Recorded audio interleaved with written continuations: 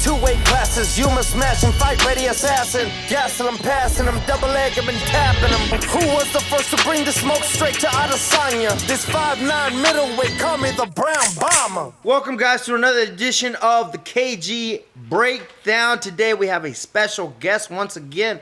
My little big brother's in the house, Triple C. Give it up for that production. Come on, guys. Come on, guys. Hey. So, thank you for coming along, Triple C. We're going to be talking about UFC 292, the breaking down. Triple C, I'm sure you've got a lot to say about it, so let's talk about it. UFC 292 breakdown coming up now. What's your take on Crush the Clown and Flavor Flav, man? Who Hey. do you think is No, man. Honestly, Aljo has always been a good contender, but he now he just completely convinced me. I'll say it in front of you, like after he beat you. You know what I mean? He completely. You know what I mean? Yeah, he looked good in that fight.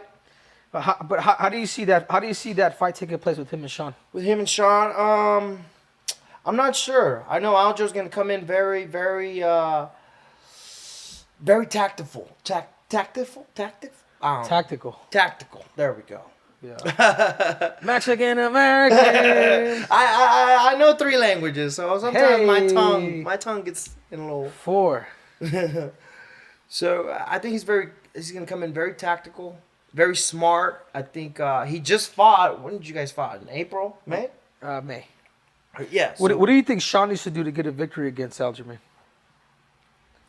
Better yet. I think he does a good job of sticking and moving. He's so fast and light on his feet. If he can do that for 5 rounds, but for the most part, I've seen him just stick and move and walk around. You know, use good footwork to beat a lot of his opponents. Yeah. I personally think Aljamain is gonna, if he doesn't finish him early, I think he's gonna rush him right away. Kind of do the similar thing that he's done to what he did to me, kind of bum rush you right away, kind of catch you off guard. Yeah. Get him against the cage, get him against the fence, and then he's gonna do work. Take him down. And he's gonna do work, and then I think Sean maybe, if Sean can survive the earlier rounds, I mean, it's hard to. It's not even hard. I just see Aljamain taking him down at will. Yeah. And then doing what it is that he has to do. Yeah. You know, there's no other way.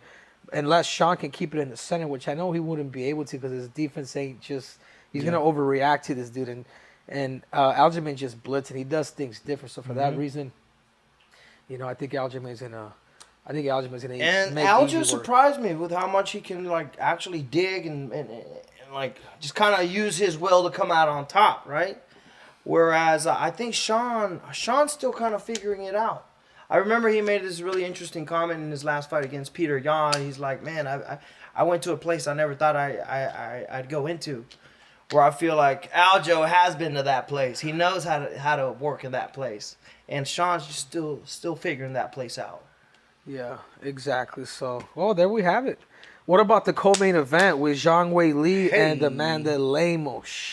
Are you saying Lamo or Lame? Oh, her last name, Lemos. My bad. I didn't say that. I thought you were said talking crap. Lemos. I thought you That's what you're supposed to. But I thought you were talking crap. If you think she's a lame KG, No, I that's thought you were good. just Thank talking you. crap. Thank you, man. I'm not the only cringe person here, but you know what? we can keep it that way. Amanda Lamo. You think the Lamo has I'm a just chance? thinking you're backing up your teammate, Zhang Weili. Which I think she's amazing. I think Zhang Weili is amazing. But no, of course I do. But it's been a minute since I trained with her, and obviously she's gone off and done her own thing. But if she doesn't respect the power of Amanda Lemos or Lamo, like she could be in trouble because this girl could crack harder than Weili. Weili's very diverse, but this girl has a harder punch. So I think if there's any.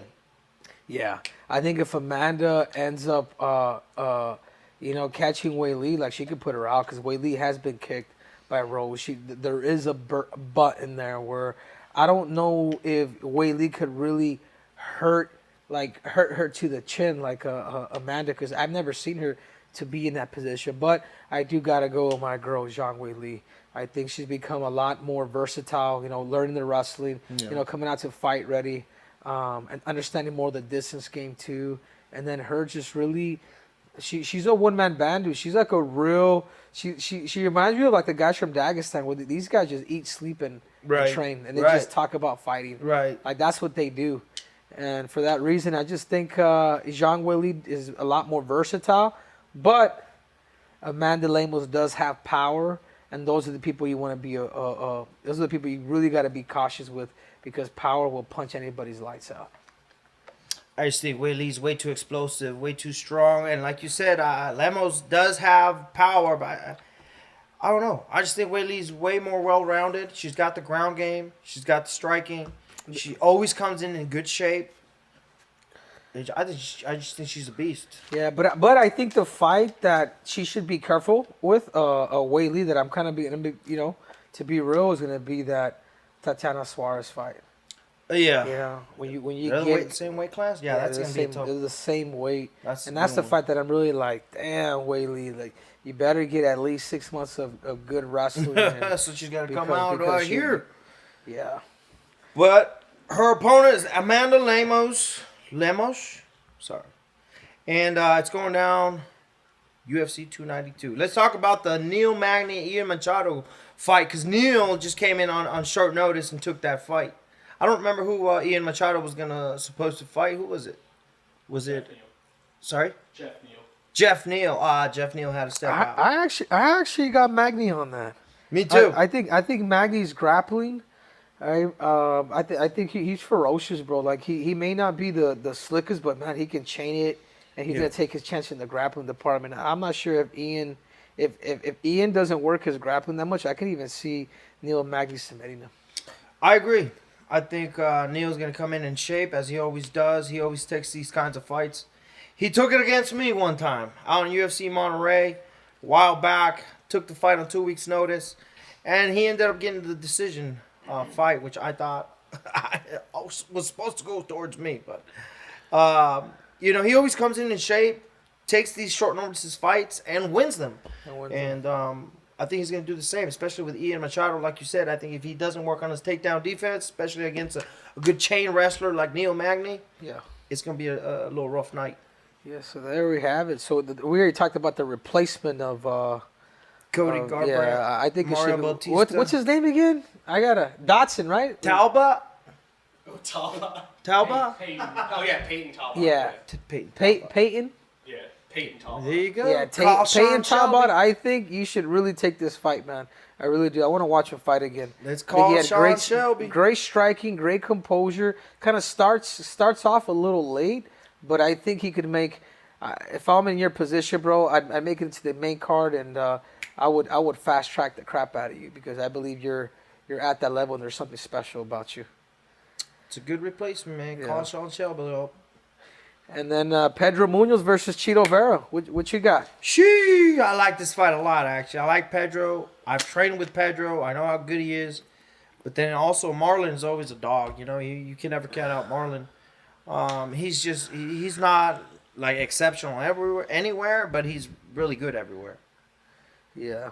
Actually, he's got really good jiu-jitsu, actually. Who's that, Marlon? Back. Marlon's got good jiu-jitsu. But what about the wrestling? Because if you know what I mean? The wrestling, I would give the advantage. I'd give to Pedro, because he worked a lot with. And the striking. The striking, I give it to Pedro, just because I've trained with him and I know striking too, Pedro. I know his level. But so who's gonna come out on top? The thing is, he always wills his way into these fights, no matter how good. But it's 3 rounds, Kelvin. It's 3 rounds. Yeah, I'm actually gonna go with Pedro too on this one. Even though if Pedro wrestles and if he kicks, he'll win. If he doesn't, I think Chito's got the better striking, dude. Really? He's got the length. Yeah, because I felt Pedro very hesitant against Sean O'Malley. Like super playing the distance too much. No, I'm not taking away from Chito's striking. I think his striking is very, very good. Yeah. Well, let's move it on. What about the return of Chris Weidman coming back after I don't know how long. He's fighting Brad Tavares, and Brad's always a tough fight. He's always been in the top 10 in the division. And Chris Weidman's coming back after a long layoff. I don't know how to feel about that. It could go really well. It could go really bad. A good, nice break is good. maybe too long of a break is not good. I don't know. Yeah. Well, for some reason, bro, I just feel like Brad Tavares, he's been in the game. I mean, I think he's got good wrestling defense, so I think Brad could beat him. I really do. And I like Chris, and I know them both, but I think if I had to choose somebody, I'm probably going Brad Tavares on this one. Okay. Unless Chris was in the game for a minute, but it's been a minute, man. I'm gonna go the opposite of you. Go with Chris Weidman. I think he's gonna use his wrestling to kind of neutralize the game of Brad. Hopefully, get a submission or something. Yeah, I think we can keep here. Let's just keep. I don't know who the fuck. Yeah. You know any of these? No, but I think somebody that people need to watch out for. Her name is Natalia Silva. From Brazil. Really good striking, really powerful. I remember I sparred with her one time. I went out there to train with Borrachinha, and she was like adamant. I was like, here, put the gloves on. Like, put the gloves on. She wanted to like legit spar, dude. And bro, she can crack. I think, or I don't think, I know that Natalia Silva is going to be a top contender. She's going to be fighting for the belt in the near future. This girl's just dedicated to her craft, dude. She that's all she does is train all day. Where does she train at? She's in with Borrachinha in Contagem, Brazil. Okay. But I can see her, I can see her easily getting a finish in this fight. She's that good. Well, she's going to be fighting ranked number 13th, Andrea KGB Lee, who's a kickboxer, karate kickboxer, I think, for the most part. Always putting up good fights, good striking. So, who do you think comes out on the striking in this one? Natalia. Natalia? Yeah, Natalia. Oh, wow. Natalia's Okay. just vicious because she also comes from a Taekwondo background. Okay. But she's got Ooh. thump, dude. Then that should be a fun fight because they're both going to bang. They're both going to bang it out. Yeah, super scary. Nice. And then the last one, Mayara Moros and Karina Silva.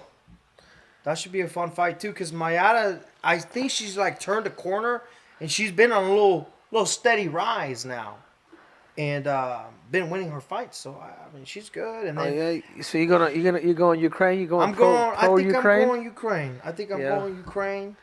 For this one. Dude, I think this girl, Karina Silva's special. I've seen her fight a couple of times already. I think she's got more power. I just think she's already the favorite. I think she easily gets it done, and I think you could probably see a stoppage there. Hey. And plus you're single. You don't think any of these other girls are cute, KG? I was about double G. I was about to say, man. Natalia Silva's a very cute looking girl. Hey! Eu posso falar português também, cara. No, I'm kidding. Hey! No, with all due Shoot respect, she's a very beautiful lady, yeah. Shoot your shot, dude. There you go. Shoot or shoot, baby. I'm going to do it. Yeah. So that's what's up. Andre Petrovsky and Gerald Mershart. Do you know anything about these guys? No? Okay. Yeah. I know that Andre Petrovsky, I think he was the winner of the Ultimate Fighter. I think he was the winner of the Ultimate Fighter going up against Gerald Mershart. And then Gerald just fought, I think, not long ago and won. So that should be a little interesting fight. This guy's a wrestler. Yeah. This guy's a wrestler, but then this guy's a grappler. Yeah. So who's going to be able to use the jiu-jitsu or the wrestling? Who do you think comes out on top for that? I'll always do the wrestling, dude. You always do the wrestling. Because you know why the wrestling is more important? Because you can easily learn jiu-jitsu, and then the wrestling, if you could strike up top, I mean, it changes the game, dude. If it wasn't for the strikes, dude, it'd be like, dude. I don't think I've ever seen you practice jiu-jitsu, bro. Hey. Hey. Giving out secrets over here. But No, it is. But I do got Jew in my last name. Cejudo. Hey. So I think it's in my last name, dude. All right, guys, that about sums it up for the UFC 292 breakdown. What is your overall thoughts on the card, especially the main event, right? Because the whole card is obviously revolved around that main event. Yeah, no, of course. I think the co-main and the main event are absolutely. I mean, it's fireworks. I mean, you got Zhang Weili, because Zhang Weili become one of the best strawweights of all time, because she passed up Joanna Jędrzejczyk's title defense record. Right. or or what's next for her? Is a fight with Tatiana Suarez? Is there a second rematch with Rose Namajunas? I mean, there's a lot of questions to be asked, and I think it's far. I think the main event too with Sean and Aljamain. I personally, the more I think about it, I think it's going to be a shutout. Because I think Sean just needs more tools, and he hasn't gone against grapplers, man. And it changes, dude. If a guy like Sterling could really, if he's able to take me down, he can take anybody down. Right. And you saw my splits. You saw what I was able to do. Yeah. I was like, no, motherfucker, no. But the reason why he was able to get these takedowns because of the cage. Yeah. The cage wrestling. Yeah. Cage wrestling, it changes the game, dude. I've been taking down people that never wrestled before off the cage too. Here at Fight Ready with no chance. And people are like, dude, it's tricky, it's different. So I think if Sean, I just think Sean needs to keep it in the center, but I don't think he has the ability to keep it in the center. And that's it. For that reason, I'm going Aljamain, but I still want to see the fight because I still want to fight Sean. Sure. Yeah, where exactly do you think you fit in that bantamweight division? I think I got the next title shot, dude. I think it makes sense. I think with Aljamain relinquishing the belt, he's going to win. Relinquishing the belt, it only leaves two options: me and Merab. Who else are you gonna give Merab to fight? You give him Sandhagen, he's gonna take him down. He's gonna do the same shit he did at Peter Yan. Right. Think about it. If Peter Yan was able to take down Sandhagen, just imagine what a guy like Merab's gonna do. Right. So for that reason, I think it puts me in a good position, unless Sean wins. Now if Sean wins, I think it'd be a better matchup for me and him to fight than rather than him and Merab to actually fight, because Merab's not gonna fight him. Merab's gonna take him down. Steamroll. He's gonna steamroll. Like, it's gonna be boring. I don't think the UFC wants to do that. And I think me and Sean, if he does win, then we can do something here in Arizona for his first title defense. Nice. What do you think? So this is why I kind of like it, but I could also see them maybe skipping me, and then because of the whole jacket situation with Merab. But the other thing too is Merab's had his chance to fight for his titles, and he didn't take it. So I think because Merab has had his titles, has had his chance to take the titles, and because he was loyal to his friend, I think the UFC should skip him, give him to me. Dude, I'll fight my friend for a world title, bro. You're a cold dude. This guy.